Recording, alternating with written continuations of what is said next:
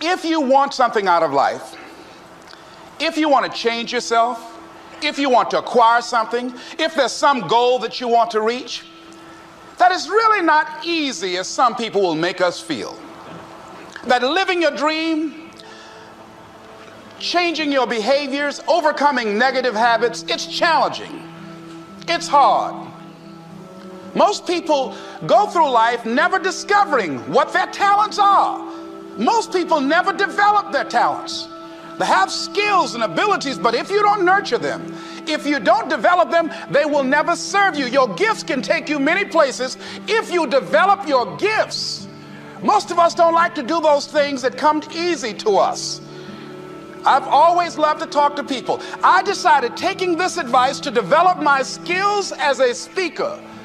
And my gift has developed and it's taken me many places. You have something that you brought to the universe, and that if you decide that my life deserves my developing this, what I do well, and becoming the best at it, and mastering myself, and seeing what I have within me, if you decide to drop your buckets where you are and develop your gifts, I grant you, you'll never ever be without. I grant you that your gifts will take you places that will literally amaze you.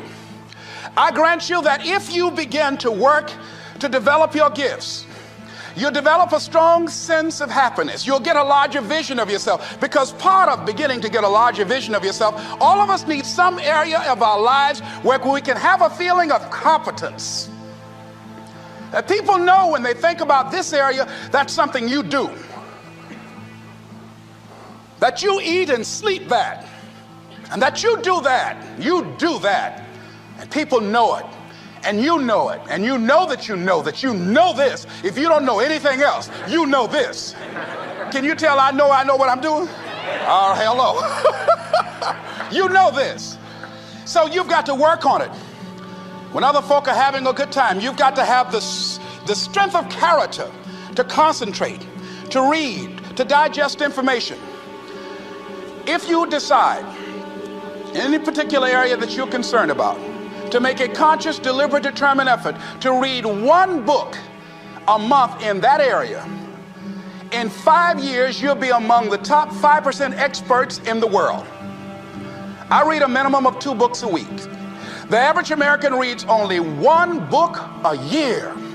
If you decide that area that you love, that you are going to master that particular area, in this era of accelerated change, overwhelming complexity, and tremendous competition, as you begin to develop and expand your skills and your talents and your vision of yourself, you will always be in control of your destiny.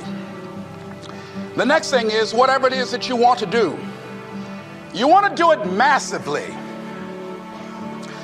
I have a friend who was telling me that his sales were down. I said, well, how many phone calls you make a day? He said, 25. I said, double them.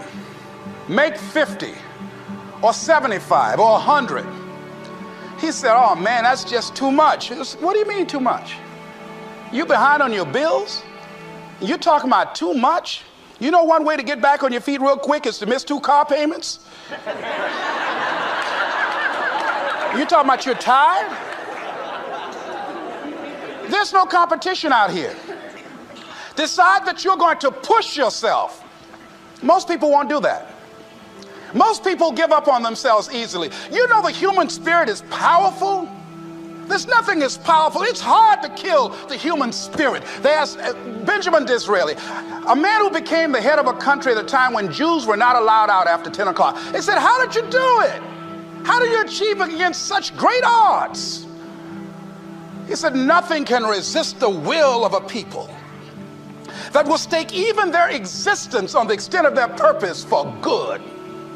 That when you have a made-up mind, when you decide that you want to do something, I was reading something the other day, he said, the power to hold on in spite of everything, the power to endure, this is the winner's quality. The hunger, the ability to face defeat again and again without giving up. This is a winner's quality. You have that quality within you. When you're hungry, you don't care about the facts. You don't care about the odds.